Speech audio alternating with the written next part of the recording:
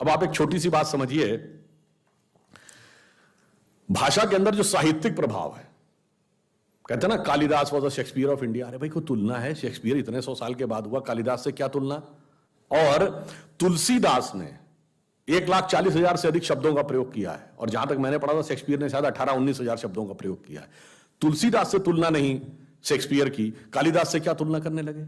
जिस जिस प्रकार की सुंदर उपमाएं हैं, जिस जिस प्रकार की, मतलब आपको शायद ये पता हो कि Sanskrit is the mother of all languages, किसने कहा था? किसी इंडियन ने नहीं कहा था। विलियम जोन्स, जो कि कलकत्ता हाईकोर्ट के जज थे, जिन्होंने Royal Asiatic Society of Bengal बनाई, उन्होंने कहा। उन्होंने सबसे पहला कौन सा ग्रंथ ट्रांसलेट किया और क्यों वो आकर्षित हुए?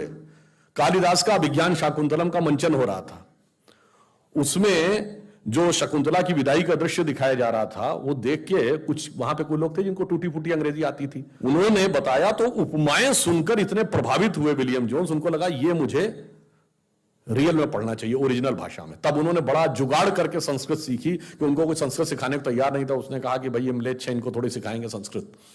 तो उन्होंने सीखी और फिर अभिज्ञान शाकुंतलम और विद्याधर का हितोपदेश, जिसको यूरोप में फेबल्स ऑफ द बीदा पाई कहते हैं, क्योंकि विद्याधर वो बोल नहीं पाते थे, वही व्याकरण वर्तनी का अंतर आ जाता था। तो उसको उन्होंने ट्रांसलेट किया, और जब उसने ओरिजिनल पढ़ी तो विलियम जोन्स ने लिखा है कि उसको पढ़ने के बाद, खासकर अभिज्ञान शाकुंतलम के चतुर्थ सर्ग में शकुंतला के विदाई के दृश्य में जो उपमाएं दी गई, मैं परप्लेक्स्ड हो गया कि ह्यूमन माइंड का इमेजिनेशन इतना ऊपर हो सकता है। मगर वो हमारे यहां कभी उस चीज से एकदम काट दिया गया। मैंने एक, मतलब मुझे पूरी कविता नहीं याद है, कहा जाता है कि कालिदास अंतिम समय में जब वो श्रीलंका गए, एक जनश्रुति है, तो वो एक गणिका के यहां चले गए थे। उसने कहा राजा ने वो दी है समस्या पूर्ति, तो उस पर कविता बनानी होती थी। तो राजा ने समस्या पूर्ति ये दी थी, कमले कमलोत्पत्ति श्रूयते न तो दृश्यते, यानी कमल के ऊपर कमल उगता है, ये सुना जाता पर दिखाई तो नहीं पड़ता। तो कालिदास ने कहा बस, वो पूरी कविता मुझे नहीं याद है, उन्होंने एंड यहां पर किया कि पहली लाइन थी कमले कमलोत्पत्ति श्रूयते न तो दृश्यते, अंत में उन्होंने कहा बाले तव मुखाम्बुजम कस्मिद इंदीवरद्वयम। अंबुज कहते हैं कमल को। यदि यह नहीं दिखाई पड़ता तो तुम्हारे कमल रूपी मुख के ऊपर दो कमल रूपी नयन कैसे दिखाई पड़ रहे हैं? अब बताइए किस ढंग से उन्होंने उस पूरी समस्या पूर्ति को कर दिया। मतलब मैं आज की पीढ़ी के लिए कहता हूं, मतलब मैं तो कह रहा हूं भैया, तुमको बहुत प्यार मोहब्बत और इसकी बात आती है तो तुमको क्या याद आता? लैला मजनू, सीरी फरहाद, सलीम अनारकली, जोधा अकबर, यही याद आते हैं मेरे भाई। अगर उसमें भी पढ़ना है पढ़ लो दुष्यंत शकुंतला की कहानी, स्वप्न वासव दत्ता, राजा उदयन और वासव दत्ता, चंद्रापीड़ की कथा, और जिस जिस प्रकार की उसमें कथाएं हैं। अगर आप मालविका अग्निमित्र और मालविका की प्रेम कथा, मैं दावे के साथ कहता हूं कि जिसको आप शेर और शायरी कह के बहुत प्रभावित हो जाते हैं, ये उसके आगे कुछ नहीं लगेगी, इतनी गहरी उपमाएं उसके अंदर। तो मैंने इसलिए कहा साहित्य हो, विज्ञान हो, राष्ट्रवाद हो, सबके साथ किस प्रकार से जोड़ा जाता है। और देखिए जोड़ने में तोड़ने के तत्व कहां पे खोजे जाते हैं। मैं जब पहली बार यहां आया 2005 में, भाजपा की राष्ट्रीय परिषद थी मुंबई में, 31 दिसंबर 2005 को वो समाप्त हुई। तो अंत में प्रमोद महाजन जी ने वो यहाँ का बड़ा प्रख्यात जो नाटक है, जो हर जगह दिखाया जाता है, जानता राजा, उसका मंचन किया। और जानता राजा के अंत में क्या बोला जाता है? अंतिम वाला छंद याद है? इंद्र जिमी जम्ब पर, बाड़व सुअंब पर, रावण सदम्ब पर, रघुकुल राज है। ये शिवाजी के राज्य के बारे में।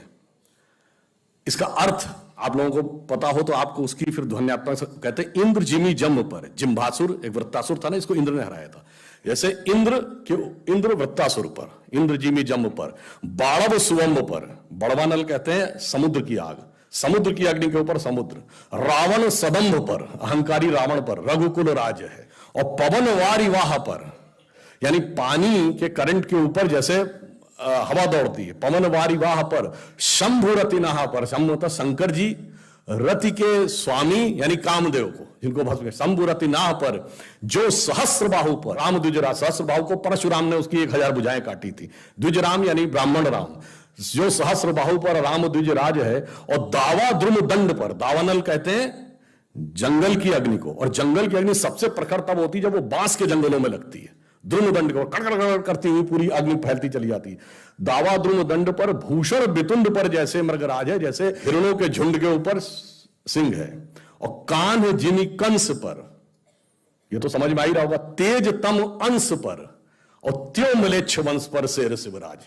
ये लिखा गया है अवधि में, सुनाया जाता है मराठी के नाटक में, और प्रेरणा देता है राष्ट्रवाद की। ये जोड़ने के तत्व थे, मगर इसके बाद उसमें तोड़ने के तत्व कैसे निकाले जा सकते हैं, आज सारा का सारा अभियान, षड्यंत्र इसी पे चल रहा है। अगर आपको ध्यान हो, शिवाजी की जब सेना चलती थी तो उसके लिए जो बोला जाता है उसी नाटक में, वो क्या है, साजी चतुरंग सैन अंग में उमंग धारे, सारे जा शिवाजी जंग जीतने चलते हैं। ये तो समझ में आएगा, वो चतुरंगणी सेना को सजाकर शिवाजी जंग को जीतने के लिए चलते हैं। आगे कहते हैं, भूषण भनत नाद बिहद नगारन के, नगाड़ों का नाद इतना वृहद है कि नदी नदमद गैबरन में रलत, ऐसा नदी और नारे लहराना शुरू कर देते हैं। और ऐल फैल खैल बैल खलक में गैल गैल, जब वो फैलती उनकी सेना निचले इलाकों में जाती है तो ऐसा गुबार उठता है कि गजन की पैल ठैल सैल उछलत है। गज मतलब हाथियों की पैर की धमक से ऐसा लगता पर्वत उछलने लगते हैं, और उससे जो धूल निकलती है उससे लगता है सूर्य इस कदर ढक जाता है कि वो तारे जैसा दिखने लगता है। तारा सो तरनी धूरी धरा में परती जी में।